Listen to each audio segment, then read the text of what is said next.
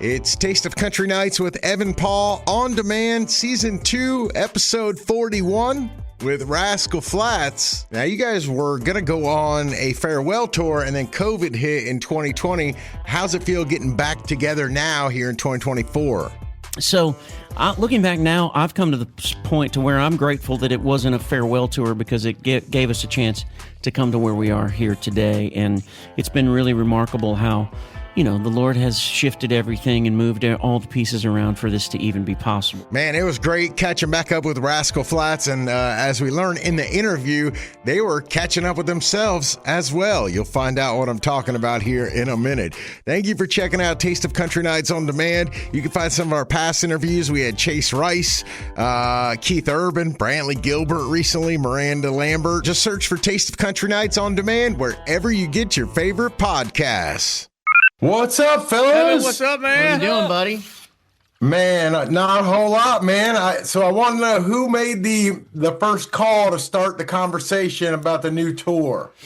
I think Jay and I talked a couple times early on, and then we just kind of waited. The ball just started rolling, and man, we were like 25 years next year. We've got to go celebrate 25 years. COVID killed 20, and we're like, we can't let this slip by. So my wife called you too, didn't she? Yeah, and then Allison called, yeah, and she was like, listen, if you don't come get Jay up out this house, I'm gonna kill him. I was like, well, then we should probably go back to work then, I guess. So yeah, so we didn't really do it for music. We did it for Jay's life. Yeah, Exactly. Yeah, and I'm grateful. There it is. I'm grateful for the lifeline. And you guys, you mentioned you had a renewed passion and stuff like that. Was there a moment in the past when you knew the passion had left? For either, it was like one moment? Well, I don't think it really left. I think we were just exhausted. We went 20 straight years with no break whatsoever. And I think we all got to the different points in time where we were frustrated and ready to take a break, and all of us at one time or another had wanted to bow out. And it just got to the point to where we were on the hamster wheel, and it was just always moving. So, looking back now, I've come to the point to where I'm grateful that it wasn't a farewell tour because it gave us a chance to come to where we are here today. And it's been really remarkable how, the Lord has shifted everything and moved all the pieces around for this to even be possible. So, I'm really I'm grateful for the fresh perspective and the new energy that I can come back to this thing with, and really appreciate the ride we were on for so long. I don't need any details, but did y'all have a meetup officially where you had to get everything out, or did y'all meet all right, we're gonna meet at this restaurant and we're gonna talk it out? Yeah, I gotta be honest, it's today. This is the first time we've been together in 5 years, man. Really? Yeah. We've communicated obviously through text and through emails, our management. But this is the first time. That's wild. So wait a minute. All right, wait a minute. So what? Y'all met up in the parking lot? Yeah. What? We saw each other in the back alley. Sure did. It's like the old days. Yeah. I had a wedding dress on. It got a little freaky. I gave him a big old kiss. Oh, yeah. I can't tell if you guys are messing with me about No, seriously, this is the first day we've been together. Okay. In the same room in 5 years. Okay, That's the truth. fair.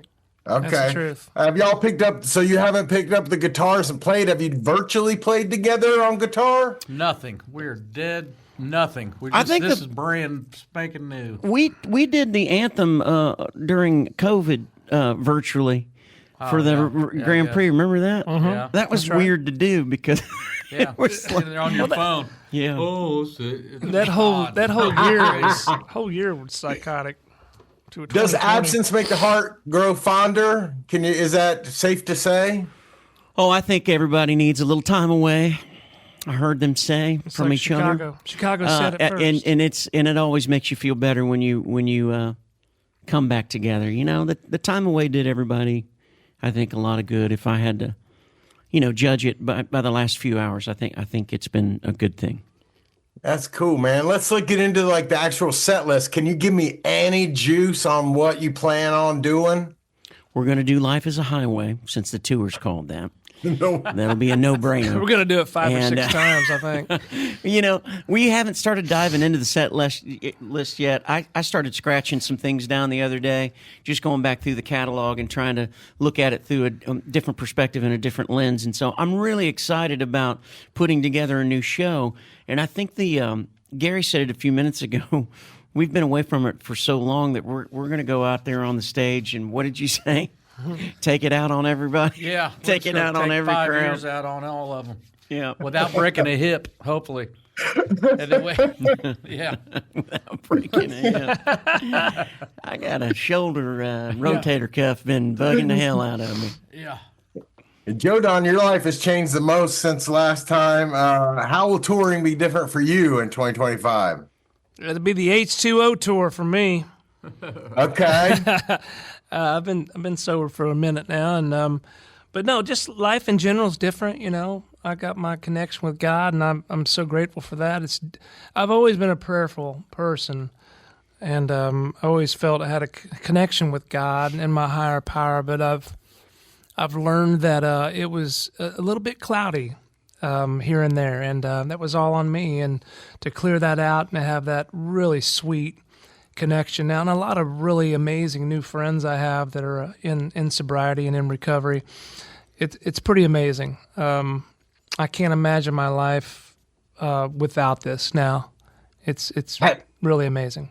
Gary and I are not two of those sober friends. Well, how do you prepare to be like back in the road temptation and stuff like that? Well, you take 5 years off. That's what you do. You know, That's a good answer. But I just I'm excited about it. I'm out of practice. I haven't been playing much music at all, and I needed to get away from all of it. And I'm a big golfer, and I haven't played much golf at all. I just needed time to really get to the center of myself and really work on myself. But all that said, like, I just hooked my guitar amp up the other day, and I've been cranking it up and doing some flat stuff again, and it feels really good to play again. Did you talk to any other artists that have also gone the sober route for any help? Yes, absolutely. Several of them. I'm not going to say their names, but several. Absolutely. Okay. There's a great community of recovery people in Nashville as artists. Charles Kelly. Yeah, and I don't know if you've talked to him or not, but absolutely, he's just got a great story too. You know, it's powerful. Stands on it. He's doing great. I'm so proud of him. Yeah. It's a unique road for sure, but it's one that I'm just grateful for it. What happens when the tour wraps in April, guys? We're going to throw a big party. We're going to hug each other's necks, and we're going to see what's next. Take another 5 years off. You never know. I mean, all the possibilities are on the table. I mean, we're going to go out and see how much fun we can have, and I'm sure it's going to be a great time. We're going to be able to celebrate a lot of wonderful memories and make some new ones together, and that's really what we're focused on right now. Any chance of cranking up new music?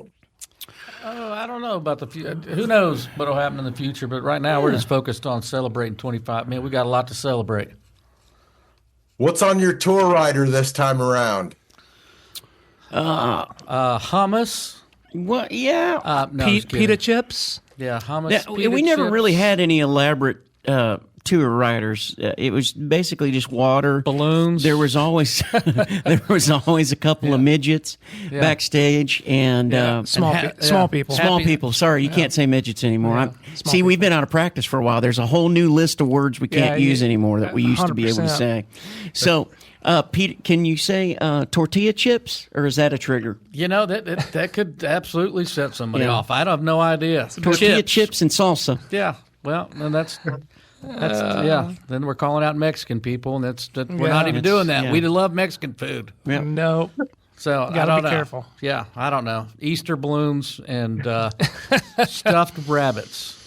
Yeah, that's about it, though. Really, I think a lot of Red Bull too. I need some Red Bull. Red Bull. This is gonna look good on paper, fellas. Oh yeah, yeah.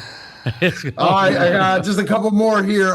We've derailed your entire interview. I'm sorry. Is there an artist that's kind of built the template on how to get to do through this stage of your career? Like as doing a comeback. I think the Eagles have done a really good job of going through different seasons and coming back together for the good of the fans and the good of the music. It's been really neat to see them navigate those tricky waters. So They do it as well as anybody. Our buddy Vinny was a really great injection of new blood and new energy for them. The Kiss has been on a farewell tour for 15 years. So I mean, They know how to do it. I think so is Alabama. Alabama started a farewell tour back in 2010. I think it's Bon Jovi's on their 40th next year, which is wild. Wow. Yeah. Well, we really appreciate you guys like getting back together and taking time. Real quick, my daughter's 5 and her favorite movie is Cars. Oh, and wow. all we listen to is Life is a Highway. Could you say hi to her? Her name's Libby. Libby. Hey, baby girl. We're so happy that you love the movie Cars and Life is a Highway. And your daddy, he loves you so much. Yes. He loves you so much that he made you watch that movie. He did. And you're going to grow up to do great things in spite of him. Just like Lightning McQueen. I love you guys, man. Thank you so Love you, much. buddy. Thanks, Take Evan. care, man. See you, man. As a bonus to this episode, we're also including an interview we had recently with Kassi Ashton, a country music up-and-comer. Taste of Country, we're hanging out here with Kassi Ashton. What's happening? What's up, baby? Dude, how you living? I'm doing great. Busy, but we're here. Yeah, I'm not going to call you crazy. I like the song, though. I love the Thank song. you. Thank Tell me you. the story of it. I mean, honestly, that's not like some Nashville poetic hook. It's just cold, hard truth. Any man who's ever called me crazy has called me again.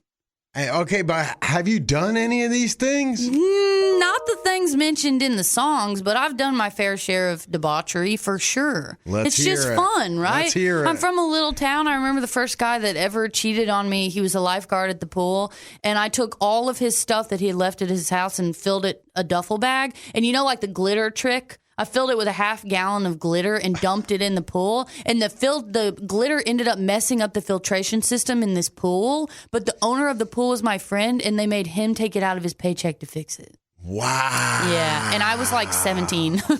That's awesome. Thank you. Wow, give me another one. Just glitter somebody, That's honestly. so good. Just Okay. glitter. All right. Yeah. Well, why do men tend to go back to women like that? Because we're fun, right? And I think that I feel like men call us crazy because it's the only adjective that they really have floating up there in their head. But I think that we just have that little something extra. It's the same reason that girls look for bad boys. It just seems interesting. Okay, interesting. I mean, I get that. Do you, like, does your fiance like embrace this? Oh, he loves it. He literally knows that the second pre-chorus of this song, pushing my buttons, don't act like you don't love it. Those are his lines specifically. He knows. Any revenge you've ever gotten on him during a bad fight? No, I try. I'm grown now. I've been in therapy for long enough that I try to talk it out like an adult. But he knows. He knows my past, so he keeps in line.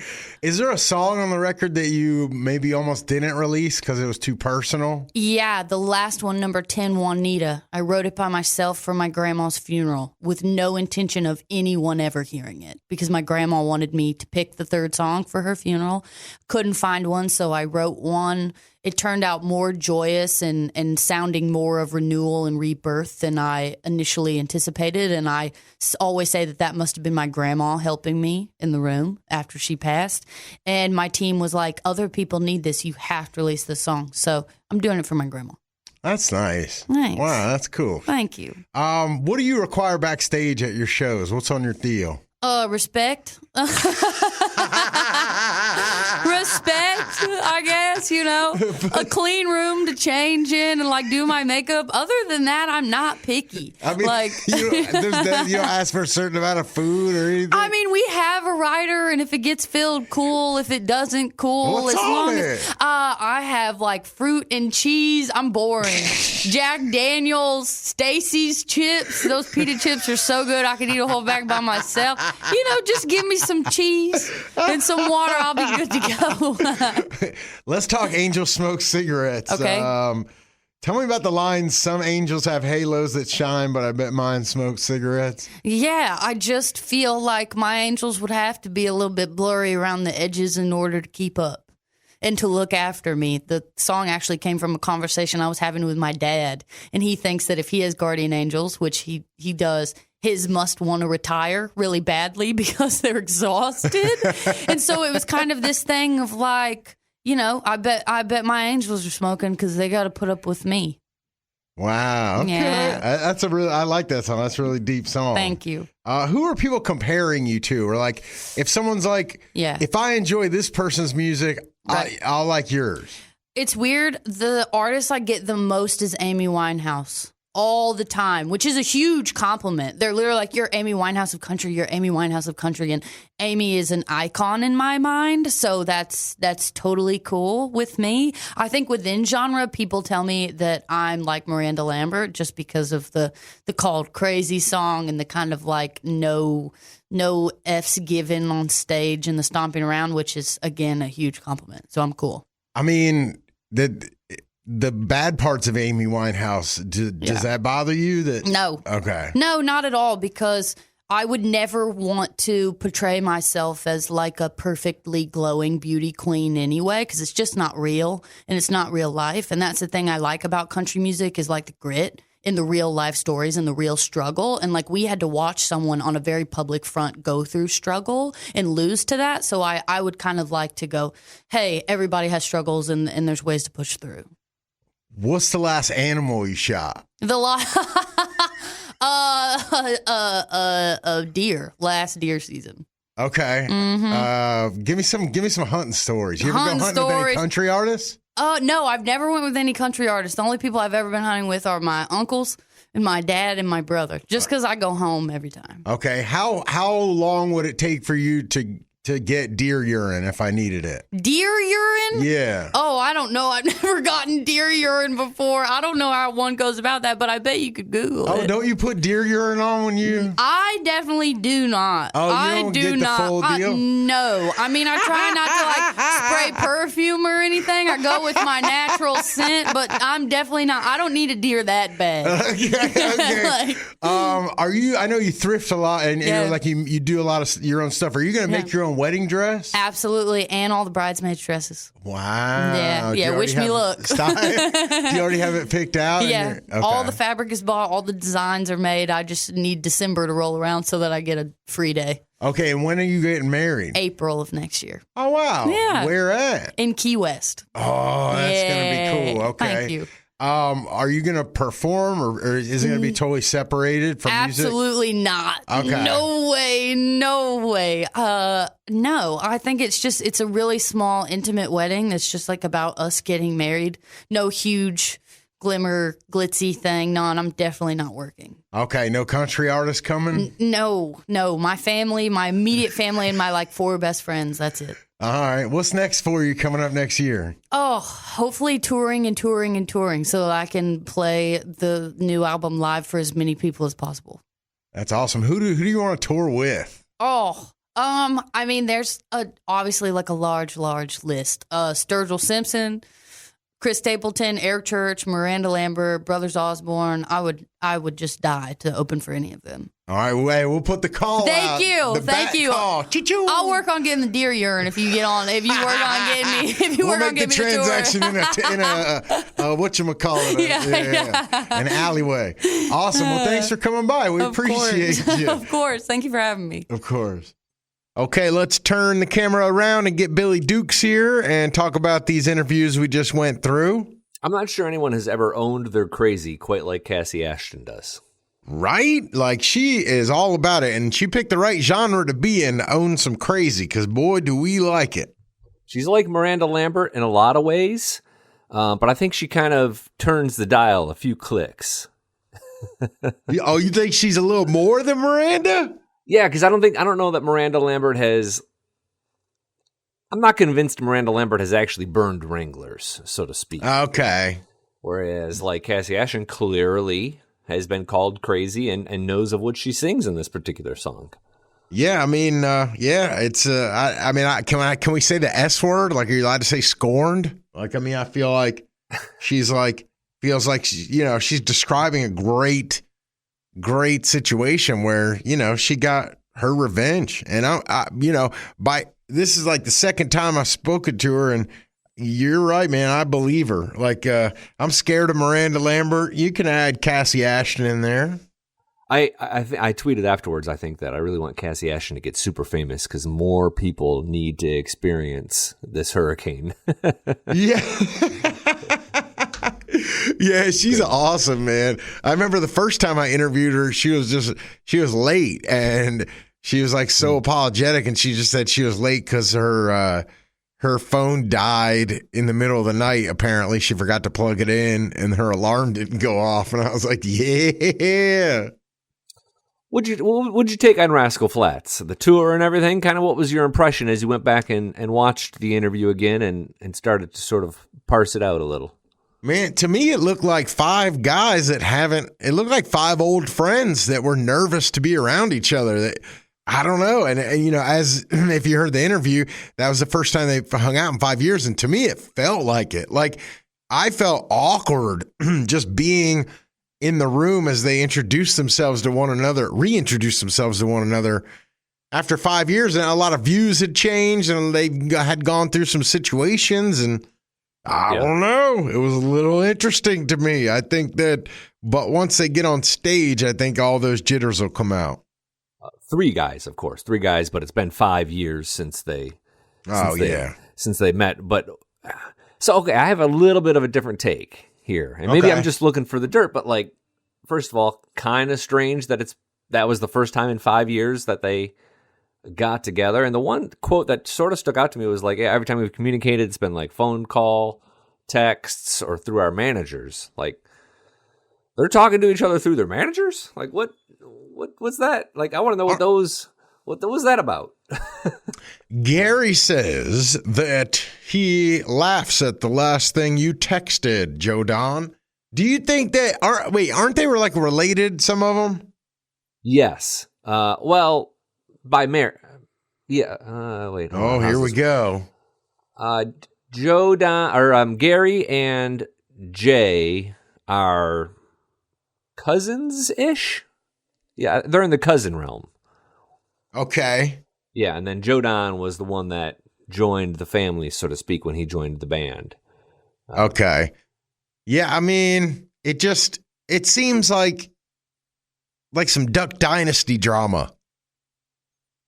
I feel like there's always going to be a level of drama that kind of comes with them. Like, I don't know that even at this old age, or they're on this tour and they got this momentum, like, I'm not 100% convinced that everything's good in the world for them. Like, somebody's still upset about something, or will be soon. Yeah, I could definitely see that. And I don't know. I know that Gary got a little squirrely back in like 2020 with just different things. And yeah. And I know that Jay got very religious, and then the other one is trying to, stay sober. I too, also the way that they said that they're not going to be sober. I just think there's going to be some issues backstage with. Right. I mean, they're not going to be like partying with strippers and stuff, but I mean, let's face it, Joe Don for the last whatever sober years probably has intentionally not surrounded himself with unsober people. So I feel like he's going to be doing that. And the fact that they made a point to say that they're going to be drinking just to me is like, oh. Yeah, it was a little bit of like, good luck with that, Joe Don. Yeah. And goes well for you.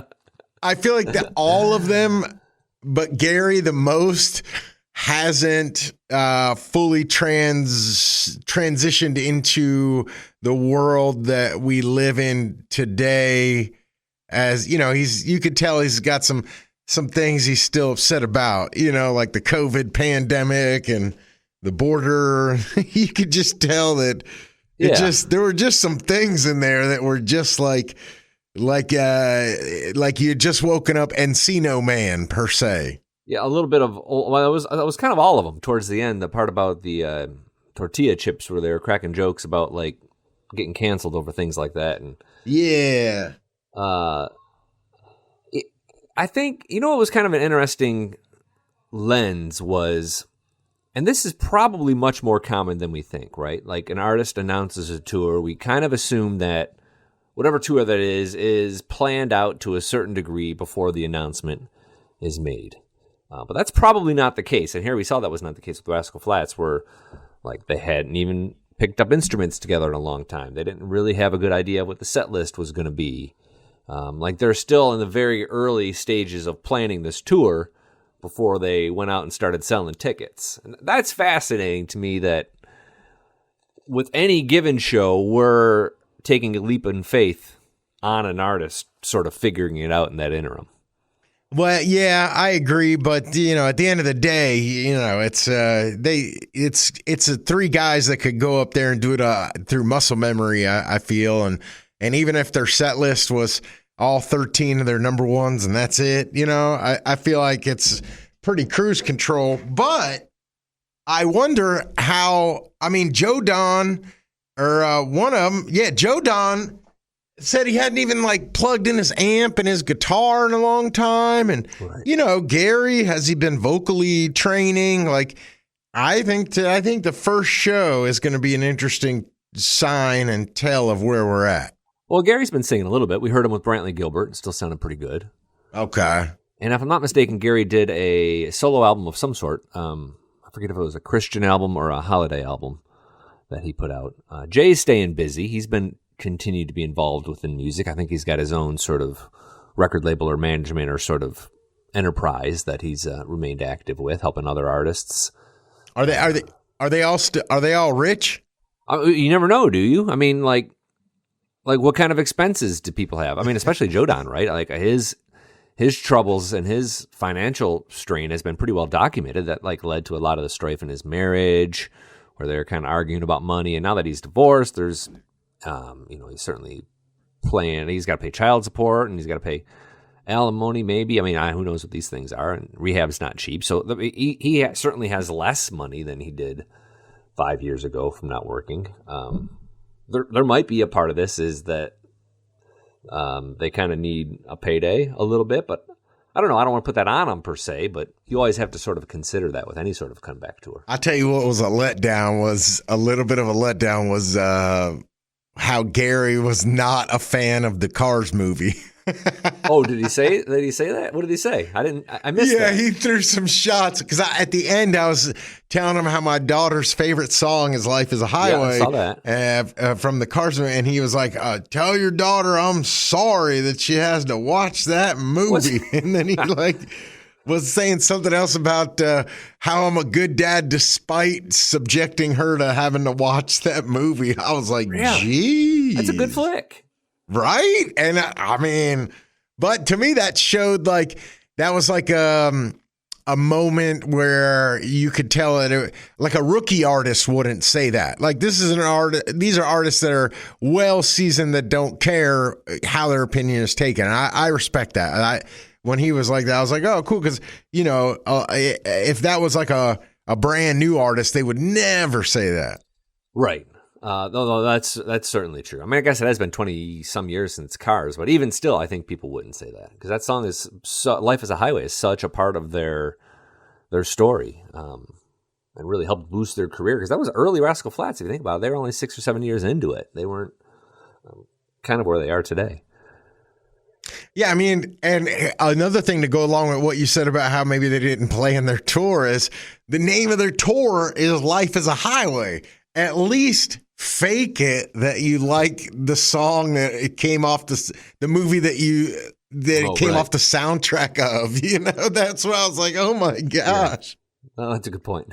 At least fake it, man. All right, so this tour starts, I think, in February, goes through early April, and then after that is kind of a big question mark. I'm thinking there'll be more along the way, especially if it goes well, but maybe they're going to wait and see how well it goes before deciding how much time they want to spend together again, right? I predict that they're going to do something for Christmas of 2025. I think they're going to put together a new album or something. I think something's that's coming. Fair. I think that's a fair prediction. I won't bet against you. All right, that's nice. Sorry.